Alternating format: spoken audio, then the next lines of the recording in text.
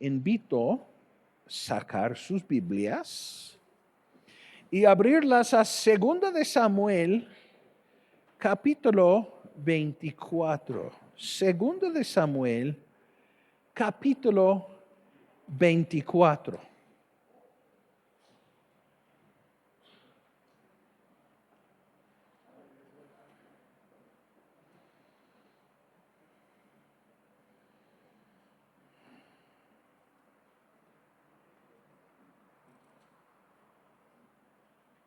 Y a lo mejor dices, pastor, esa cita me suena.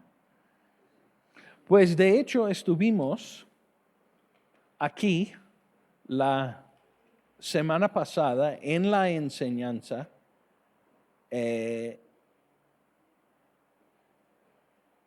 ese día. Y ahora regresamos con un propósito interesante. A través de muchos años de enseñar la palabra de Dios, aprendes muchos trucos, y no son trucos, pero son diferentes métodos que usas seguido en cómo presentar la palabra. Y una cosa que yo hago de seguido es cuando quiero llevarles a un pasaje,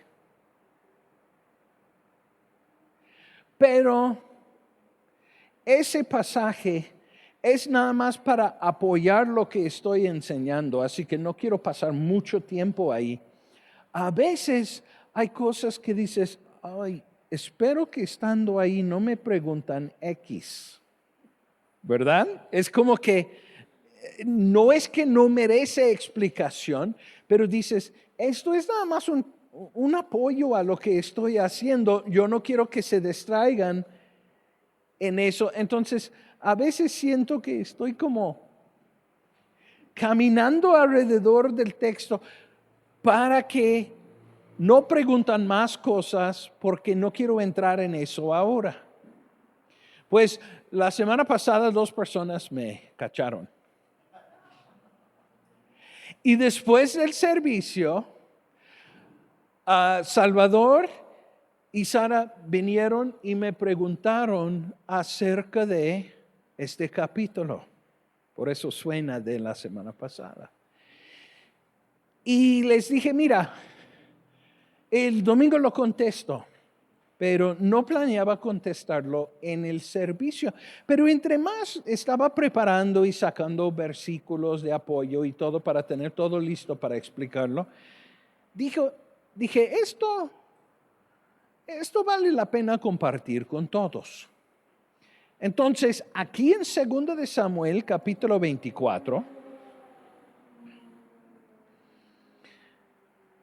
tenemos la historia que, como dije, vimos la semana pasada, de David sacando el censo de Israel y Dios respondiendo diciendo, hiciste mal, ahora elige si va a haber 7 años de hambre, que huyes delante de tus enemigos durante 3 meses,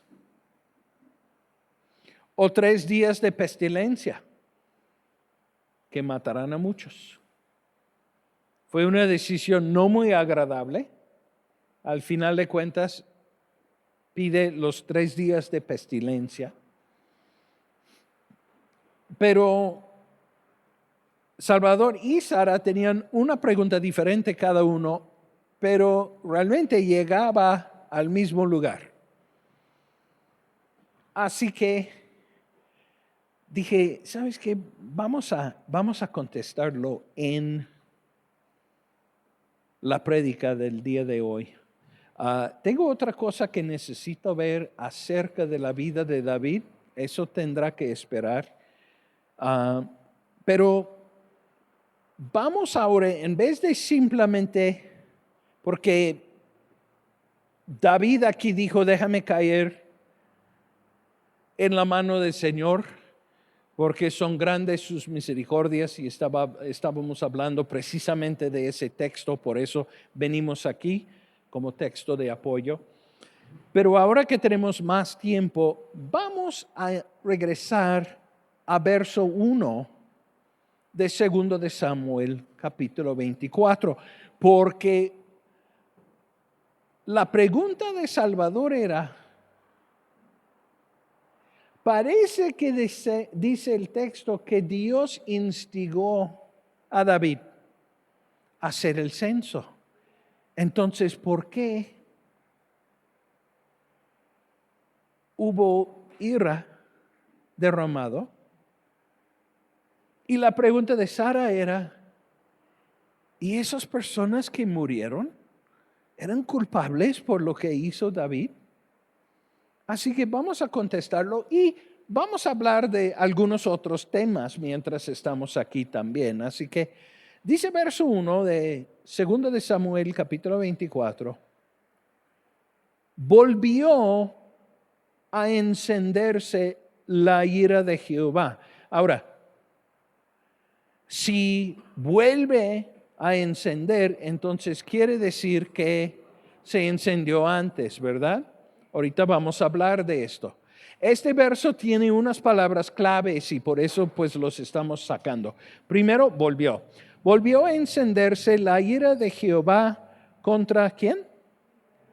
Contra Israel, no contra David. Eso es muy importante.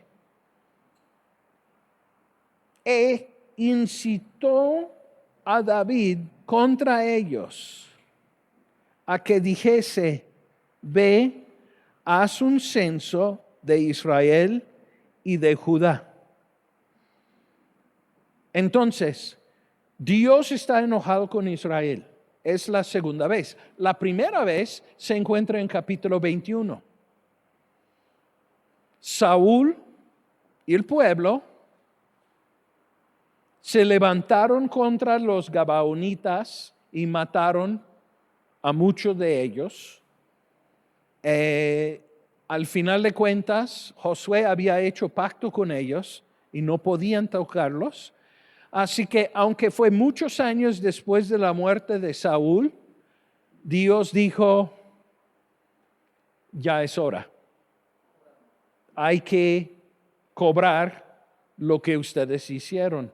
¿No piensan por un momento que Dios no ve tu pecado simplemente porque, pues mira, no pasó nada? Más bien lo que estás viendo es la misericordia de Dios para darte tiempo para arrepentirte. Ellos tenían estoy adivinando, pero pudo haber hasta 40 años en que no pasó nada con el asunto de los gabaonitas hasta que llegamos a 2 de Samuel 21. Al final de cuentas, David hace lo correcto, arregla la situación y esa ira que hubiera caído sobre Israel, pues siempre fue parado por causa de eso. Entonces, está volviendo a pasar. Ahora en capítulo 24. Pero la ira, dice, ¿está contra quién? Contra Israel. La ira no es contra David. Y déjame hablar algo acerca del tiempo de David. Porque es algo que realmente es una extensión de toda la historia nacional de los judíos. Los judíos tienen una historia muy distinta en todo el mundo. Y esa historia es esta, que empezaron en esclavitud. Si tú escuchas los mitos de la fundación del Imperio Romano o algo, no, pues no. Rómulo y Remo, pues creado por Lobo, sí, ok.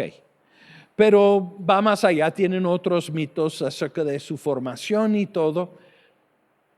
Pero no hay nada más vergonzoso que la esclavitud. Y aún así, los judíos lo abrazaban como su pasado.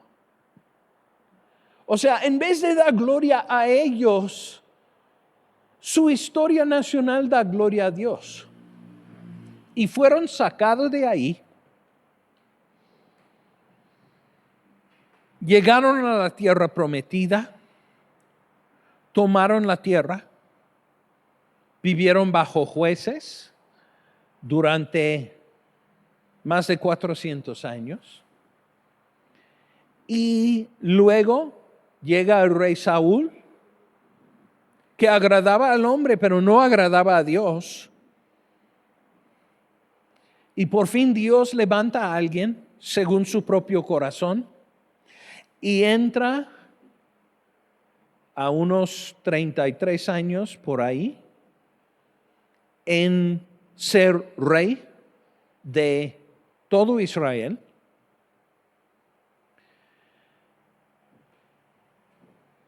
Y a partir de ese momento hay victoria tras victoria tras victoria contra sus enemigos. Empezó a ordenar bien las cosas en el reino de tal forma en que hubo riquezas durante el tiempo de David que nunca se duplicó ni en toda su historia anterior ni después. Hubo un tiempo de enorme prosperidad, de bendición, de victoria. Ya por fin tenemos respeto de nuestros vecinos. Por un país pequeño llegaron a ser poderoso en la tierra. Y yo creo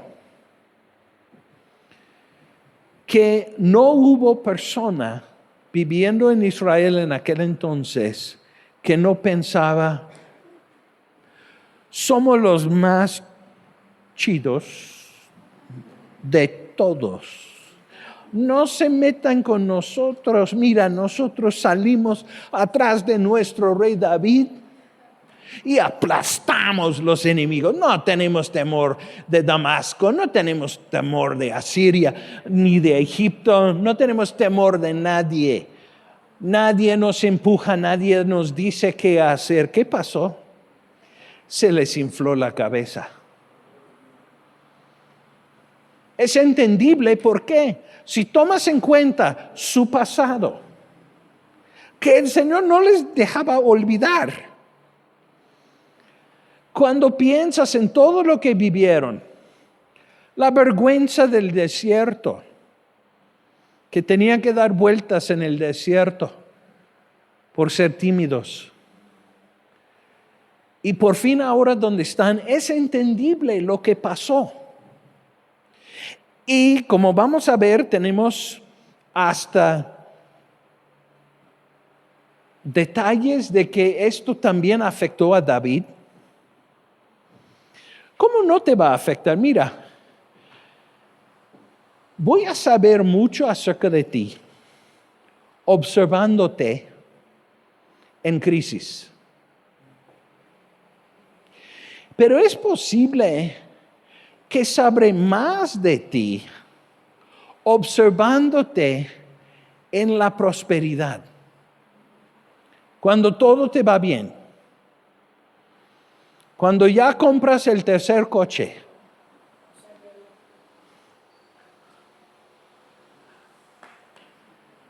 O sea, hay algo que pasa con todo ser humano en esa situación. Y lo estoy plantando así para que entiendan lo que pasó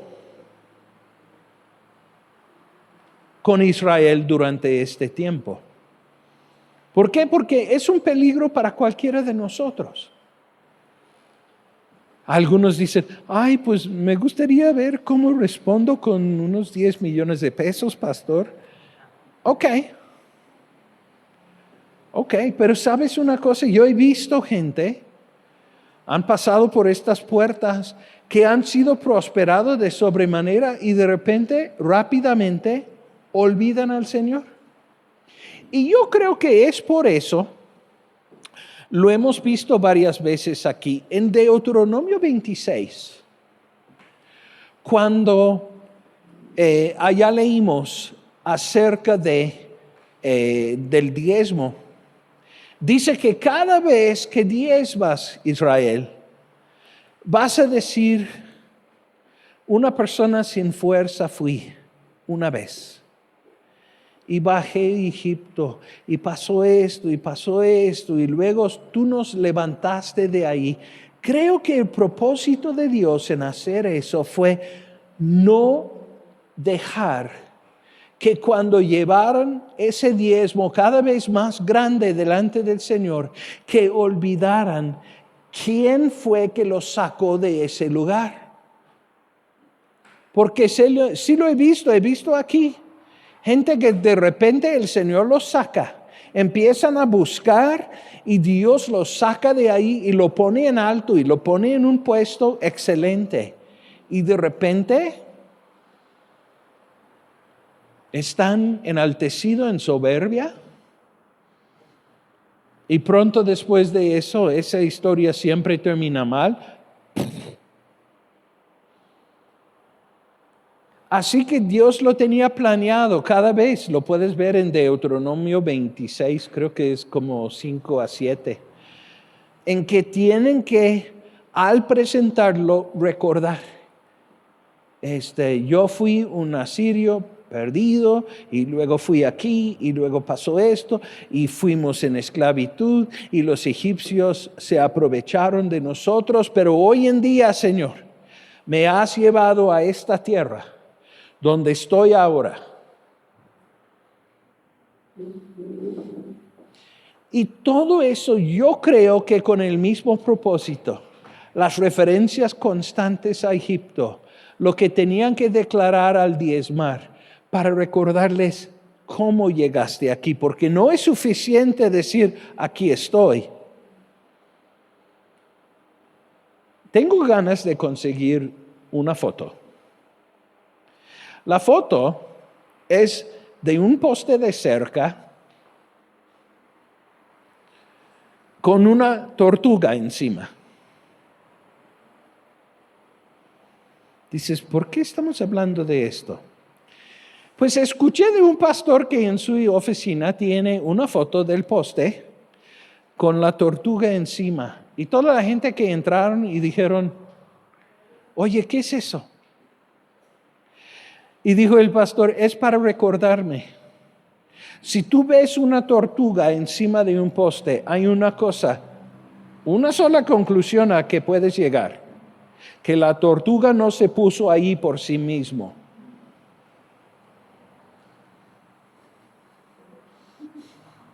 ¿Cómo llegó a estar esa tortuga sobre el poste? No sé, pero la tortuga mismo no se puso ahí. Y algunos de nosotros necesitamos recordar también, donde estamos hoy en día no llegamos solos ahí. Somos la tortuga. Fue con la ayuda de mucha gente y la ayuda de Dios que estamos encima del poste. No sé, quizá busco en el internet y pongo ahí en el muro para que lo recordamos. Esto fue el propósito de mucho de lo que decía Dios a Israel. Así que, en medio de este tiempo, están prosperando y están empezando a olvidar. Mira lo que dice en Deuteronomio capítulo 8. Les dije que hay un mensaje aquí. Y esto es una gran parte. Sí vamos a dar explicación de lo que hablamos la semana pasada, pero creo que el mensaje que vamos a ver en general es esto. Cuidado con tu corazón. Porque si tú pones por obra lo que dice la palabra de Dios, sí vas a prosperar. Pero el peligro es qué pasa cuando estás ahí. ¿Con qué actitud vas a ver la vida? Y tu relación con lo que te está pasando. Aquí en Deuteronomio 8:10 dice, hablando Dios, y comerás y te saciarás y bendecirás a Jehová tu Dios por la buena tierra que te habrá dado. Cuídate de no olvidarte de Jehová tu Dios, para cumplir sus mandamientos, sus decretos y sus estatutos que yo te ordeno hoy. Hoy en día tenemos otro pacto con diferentes responsabilidades, pero aún así es importante lo que dice el verso 11. No suceda que comas y te sacias y edificas buenas casas en que habites, y tus vacas y tus ovejas se aumentan, y la plata y el oro se te multiplican, y todo lo que tuvieras se aumente. Porque sí va a pasar. Y si tú sirves al Señor, va a venir una medida de bendición. ¿Cuánto va a ser? Eso depende de ti. Pero va a llegar una medida de bendición a tu vida siendo obediente a la palabra y siguiéndole al Señor. Y cuando pasa, ¿cómo vas a responder? Porque dice, cuídate. Verso 12, no suceda que comas y te sacies y edifiques buenas casas en que habitas, ya lo leí. Tus vacas, tus ovejas se aumentan, plata y oro se te multiplican, y todo lo que tuvieras se aumente. Y se enorgullezca tu corazón, y te olvides de Jehová tu Dios, que te sacó de tierra de Egipto, de casa de servidumbre. Cuidado, los advirtió. Cuidado, porque las cosas que van a suceder luego no son bonitas. Porque el mismo Dios que te puso ahí en el poste te puede bajar. Escuché a alguien decir el otro día, ora que Dios no te prospere de acuerdo a tu diezmo. Algunas personas dicen, oh, eso estaría muy bien. Otras personas dicen, no, por favor, ni modo que te quedas prosperado hasta ese nivel. Ok, entonces, los advirtió.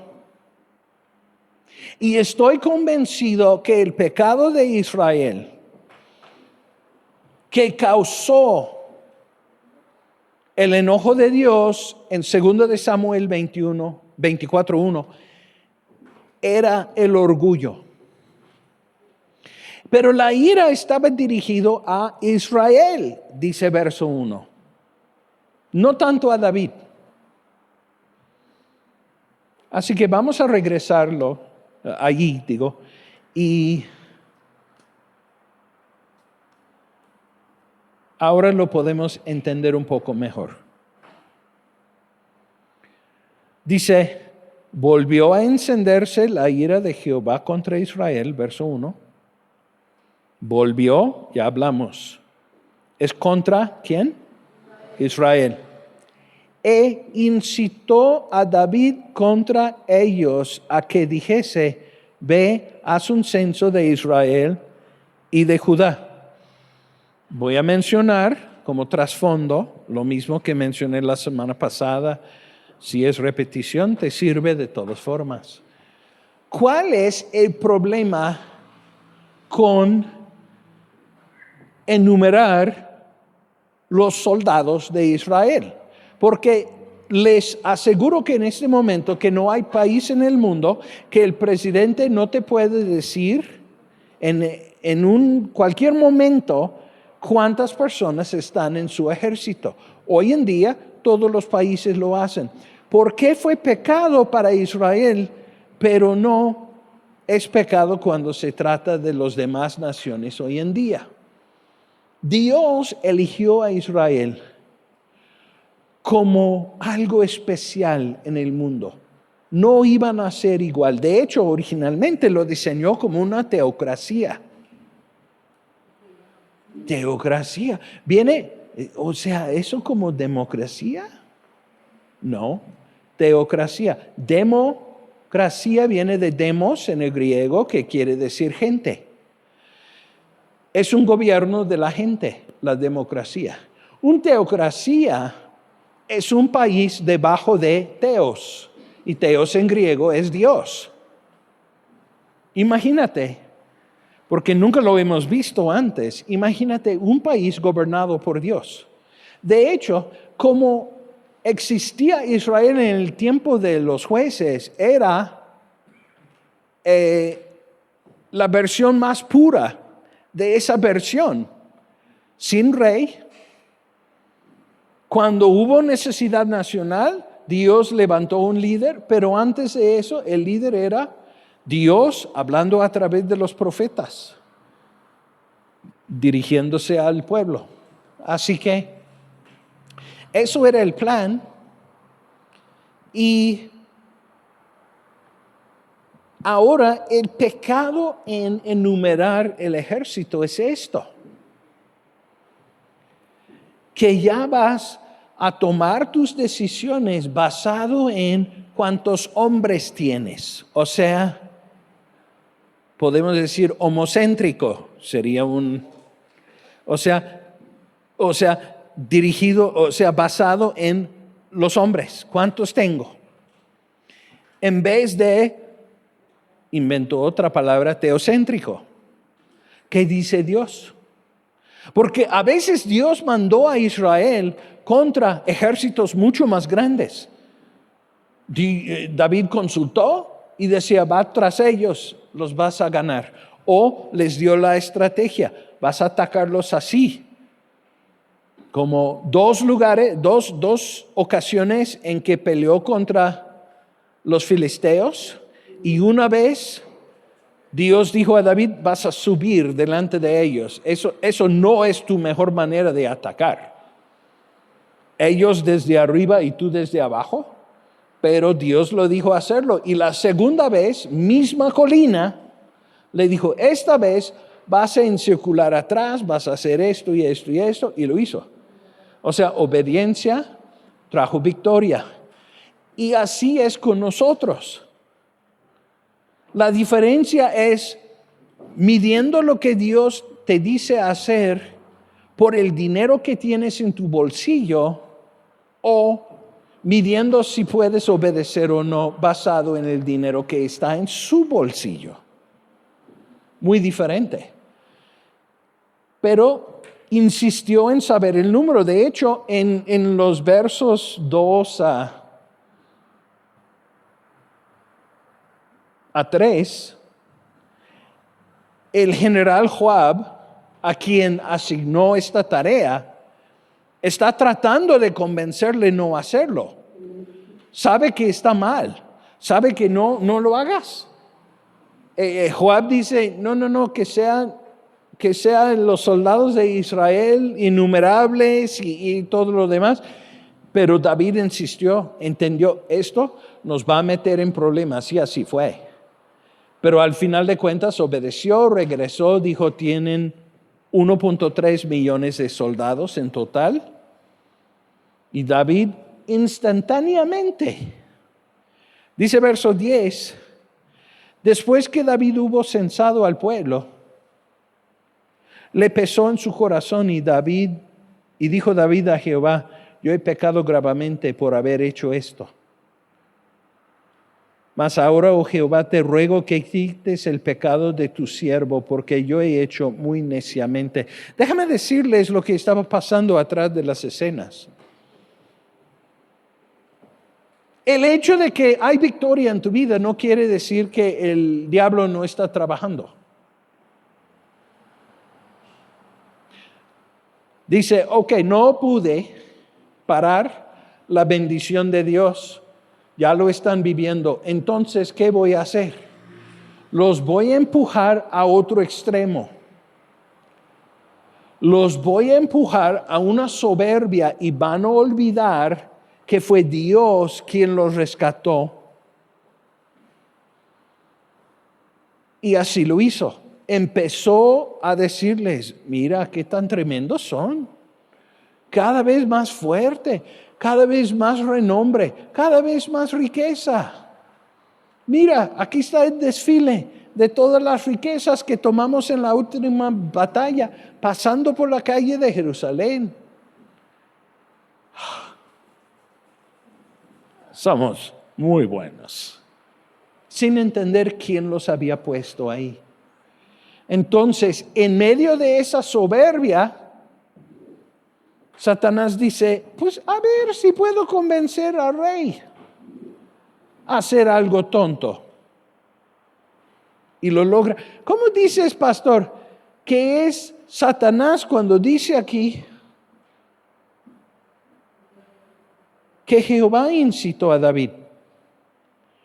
Porque en la misma historia, en Primera de Crónicas 21, verso 1, dice eso. ¿Qué pasó? ¿Fue Dios o fue Satanás? La verdad eran los dos. En este sentido, no son equipo, ¿eh?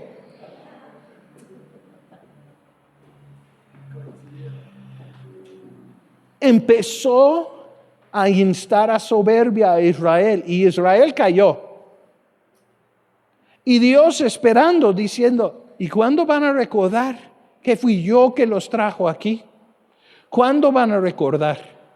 Y de repente en medio de eso, empieza con David y Dios dice, no, es hora de una lección. Y tomó un paso atrás. Satanás lo logró, pero la ira de Dios no fue contra David. David también veo con soberbia en su corazón. Y sí, se arrepienta. Y se arrepienta antes de que Dios le llame la atención. Yo creo que tenía ese hormigueo de necesito saber. Y el momento que Joab le da el número y se retira de ahí, dice, hice mal. Se arrepienta. Pero Dios dice, no, ¿sabes qué? Esto es lo que les hablé que iba a pasar y les voy a dar oportunidad para generaciones futuras recordar qué tan peligroso es esto. Así que luego presenta la opción a David. ¿Qué vas a elegir? ¿7 años de hambre? 3 meses huyéndote de tus enemigos, o la pestilencia de 3 días. Y dice, no, prefiero caerme sobre la misericordia de Dios. O sea, dice, nada de esto del hambre en que estamos muriendo en la calle, nada de esto de nuestros enemigos. No, 3 días y se acaba y vamos a ver qué hacemos después de esto. Esto va a servir como un mensaje futuro a los que leen la historia. Esto no es un juicio contra David. Porque si lo piensas, nada pasó con David. No perdió ningún miembro de su familia, según leímos. Pero es interesante lo que sí dice. Vamos a leer a partir de verso 15. Y Jehová envió la peste sobre Israel desde la mañana hasta el tiempo señalado, y murieron del pueblo desde Dan hasta Beerseba. Ahora, muchas veces en el Antiguo Testamento, cuando encuentras esa frase, Dan a Beerseba, está hablando del punto más norte de Israel hasta el punto más sur. Después de Berseba es puro desierto. Entonces empieza y dice, muy interesante lo que dice aquí, 70,000, ¿qué es esa última palabra? Hombres. ¿Por qué dice 70,000 hombres? Seguramente fue una pestilencia que nada más mataba a los varones, ¿verdad? Exacto. Eran los del ejército. O sea, está grabado en una manera en que te das cuenta. No, esto está vinculado con el censo. Pero el censo estaba revelando una actitud que estaba en todo Israel. Y lo atacó exactamente de esa manera. Perdió un porcentaje de esos soldados que acaba de enumerar.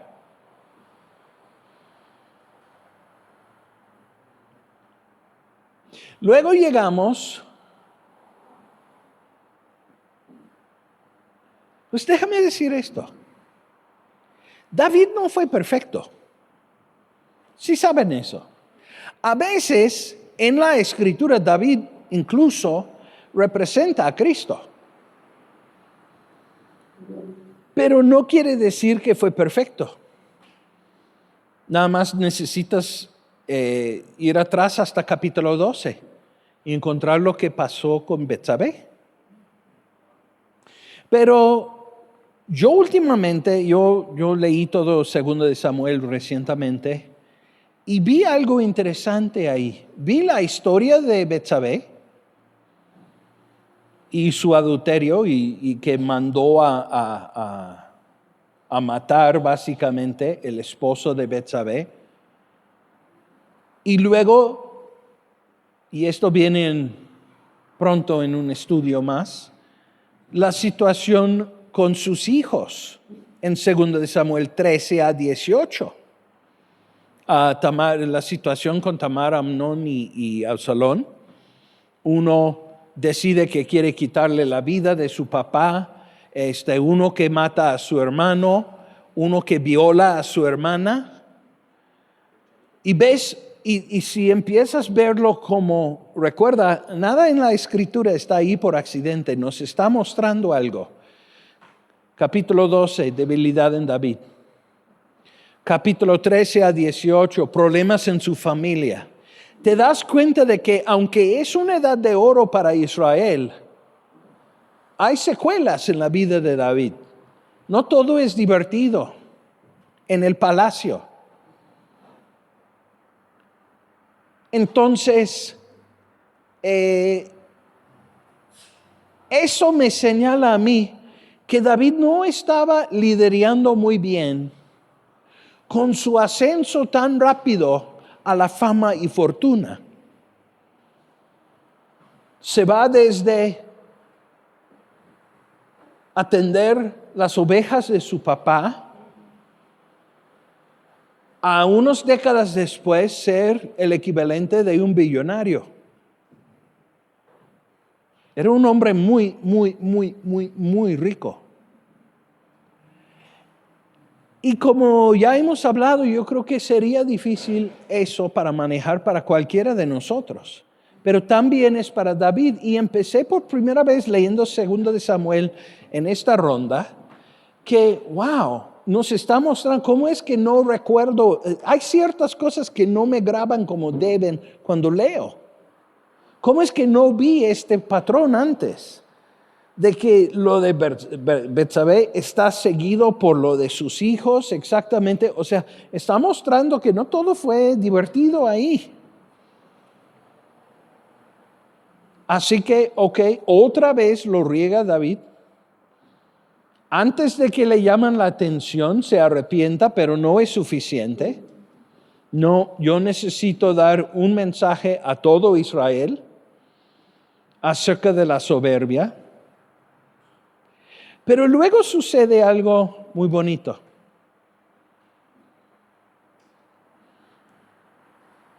Dice verso 16. Y cuando el ángel extendió su mano sobre Jerusalén para destruirla, Jehová se arrepintió de aquel mal y dijo al ángel que destruía al pueblo: basta ahora, detén tu mano. Y el ángel de Jehová estaba junto a la era de Araúna, Jebuseo.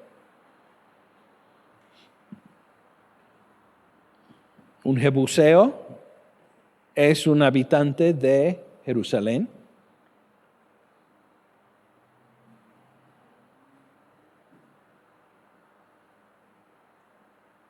Vamos a imaginar esto. Viene el ángel que ha pasado por todo Israel. Están llegando las cuentas.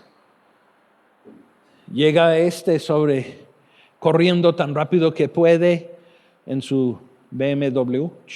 Llega al palacio. Informes del norte, oh rey. Anoche murieron tantos. Están llegando las noticias de todos lados y como en cualquier parte del mundo, pronto dices, ¿hasta cuándo llega aquí? Empezamos a escuchar acerca de COVID y está en China y luego pues empieza acercando. Hay casos aquí, están esperando en Jerusalén que va a llegar la pestilencia. ¿Ok? Y de repente el ángel llega a Jerusalén, casi. Está todavía fuera de la ciudad, pero está acercando. Y llega, ¿a dónde? Llega a la era de Araúna, Jebuseo. Ahora, una era un lugar donde limpian el trigo de la paja. Necesitaba estar en un lugar donde hubo mucho viento. Así que siempre fueron construidos sobre colinas. Así puedes aventar la mezcla de trigo tienes el trigo con su espiga. Lo pones en el piso. Camina encima los bueyes pisándolo. Ok, ahora está separado el trigo de la paja, pero están en un solo lugar. Entonces empiezan a tirarlo en el aire. El trigo es pesado, cae directamente abajo, pero el viento lleva la paja. Por eso estaba encima de una colina. Pero esto es como la última colina antes de entrar en Jerusalén. Y se para ahí el ángel. Y hay un mensaje muy bonito en esto. No es coincidencia que pasa lo que sigue. Llega el profeta Gad y dice a David: Dios dice que levantas un altar en la ira de Araúna, Jebuseo. Pues inmediatamente se brinca David, dice, ok, definitivamente lo que él dice. Y va y propone, dice, véndame tu era. Ahora, hay algo que no pasa aquí en 2 de Samuel, pero sí lo vemos en 1 de Crónicas 16. Y dice ahí que no solamente David, pero Araúna vieron el ángel. De hecho, dice al final de ese capítulo que temía David la espada que llevaba en su mano. Entonces, cuando David acerca a Araúna, dice, ya veo un ángel, viene la pestilencia, el otro lado de la colina están cayendo muertos, viene para acá. De repente veo un ángel y volteo y viene el rey. ¿Qué va a pasar más el día de hoy? Voy a sacar el melate.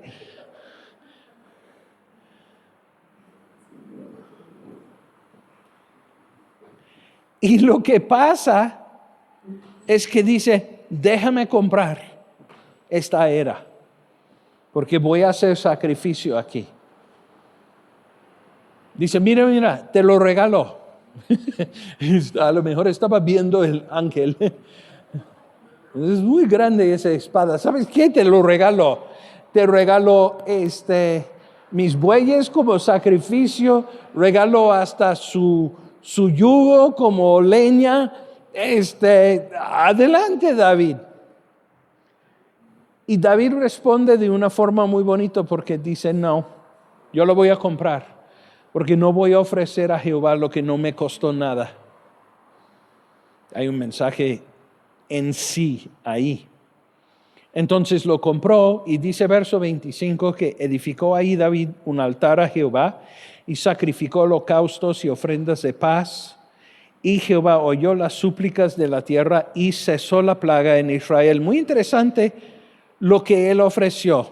Holocaustos y sacrificios de paz. De los 5 sacrificios de los judíos eran los únicos 2 que eran voluntarios. No hizo un sacrificio para pecado, aunque había pecado.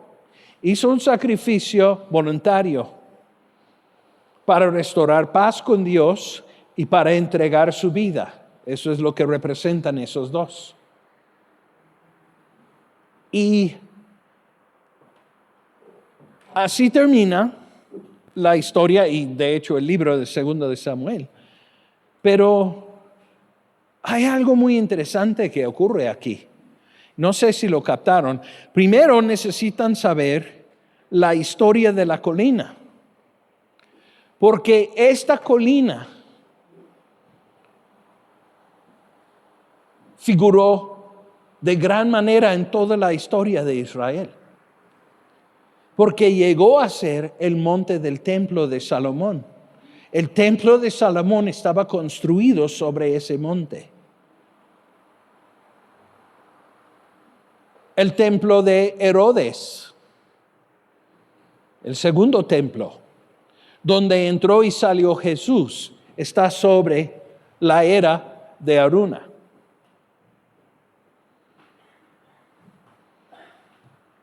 Y conociendo a Dios, pensé, no, tengo que meditar más en esto, porque Dios no hace cosas por accidente. Si esto está en el mismo capítulo, hay una razón. Y empecé a meditarlo y me ocurrió que ese es el lugar donde la misericordia interrumpió el juicio.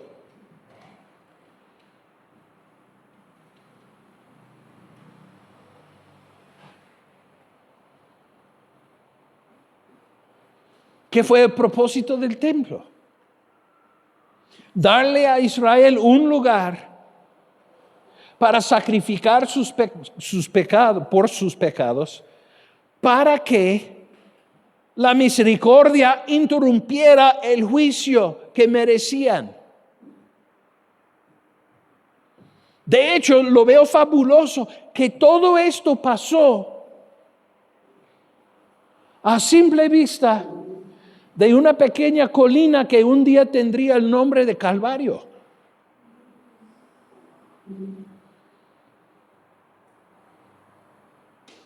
Este lugar es el lugar, el mismo lugar donde Abraham sacrificó a Isaac.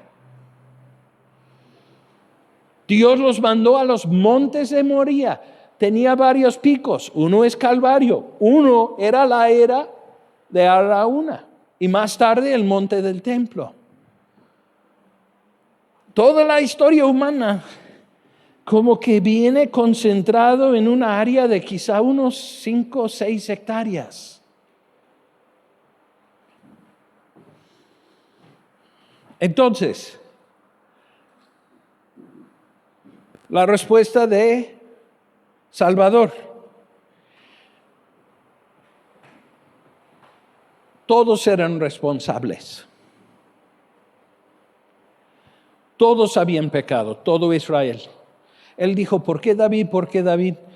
Y necesita enfocar en verso 1 porque era contra Israel y David como uno de ellos. Pero lo instó, simplemente lo permitió, podemos decir, simplemente porque el problema fue el orgullo, el problema no era el censo era como el colmo del orgullo. Y tú preguntas, Sara, de los 70,000 que murieron, primeramente, ¿eran 70,000? No, eran mucho más que 70,000. No hay plaga que mata nada más a hombres. Menciona hombres porque, porque la Biblia es muy, no voy a poder decir la palabra misógino. Sí, ni lo quiero aprender honestamente.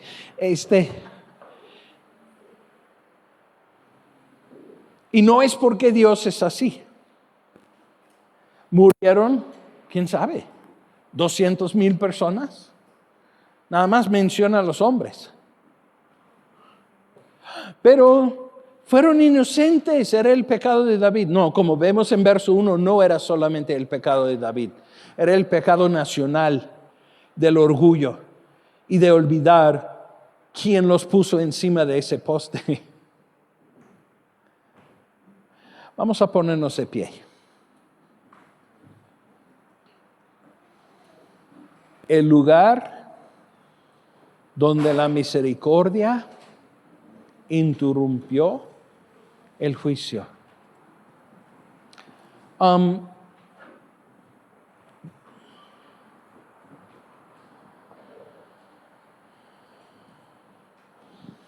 Iba a mencionar otra cosa y se me fue.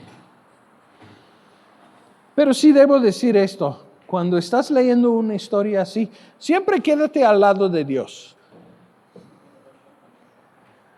¿Entiendes lo que quiero decir? Porque pues hay el lado de que, los pobres y pasó esto y cómo es posible. No, quédate al lado de Dios.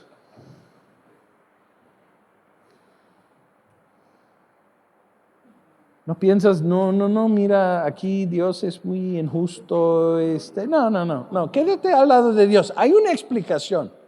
Llevo más de 40 años en esto y cada vez que alguien dice, la Biblia está llena de contradicciones, dame uno.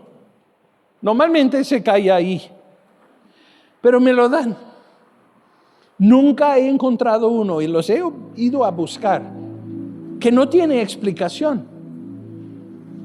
Ellos no quieren explicación, ellos quieren simplemente decir, yo no quiero a un Dios que me está diciendo qué hacer, así que voy a descuartizar su palabra y dejarlo a un lado para que pueda vivir como quiero, la neta.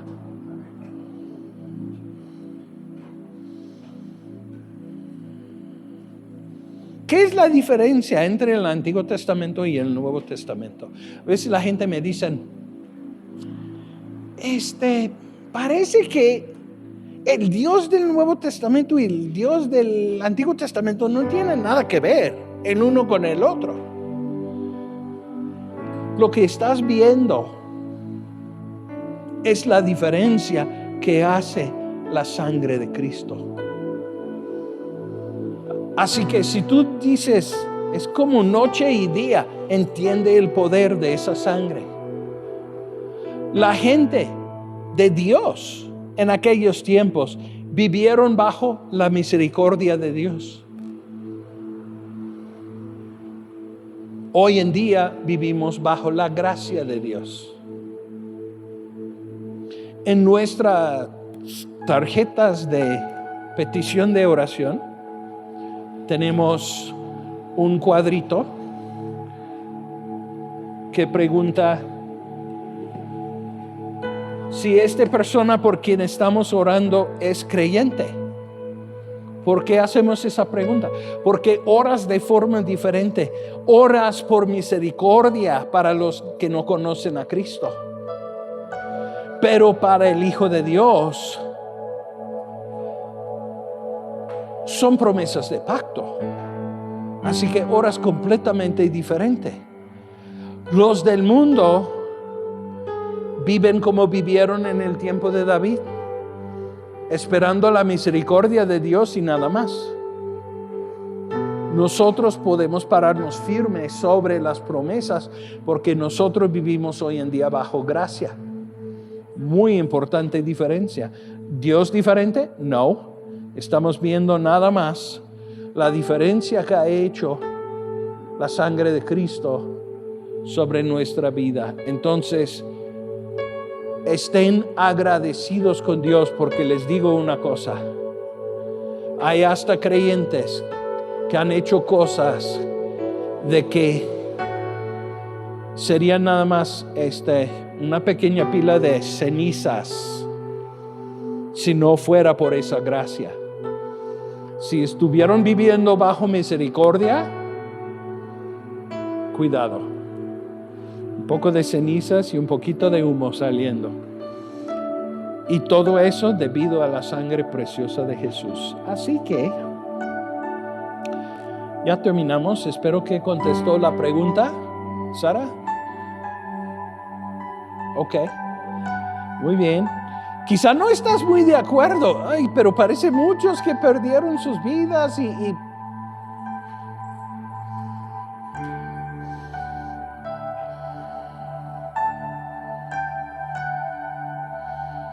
fue nada más una cosa de rebeldía de joven. Cuidado, porque Dios no lo toma así. No, pero todo el mundo lo hace, debe de estar bien. Alguien me dijo una vez,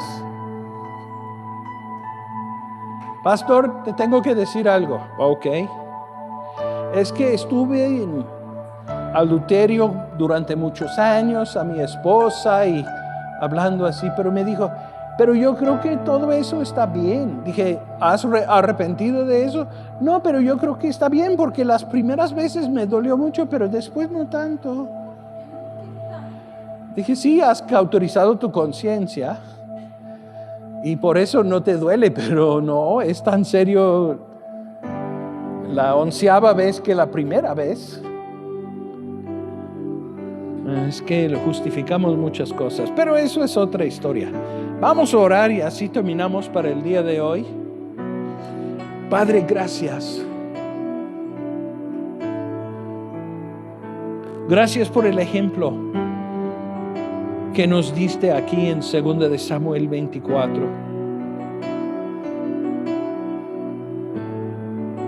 Señor, enséñanos para que no tenemos que vivir lo que vivieron ellos. Gracias por tu paciencia. Gracias por tu amor. Gracias por tu palabra. Y Señor, te damos toda la gloria, toda la honra, en el nombre de Cristo Jesús. Amén. Amén.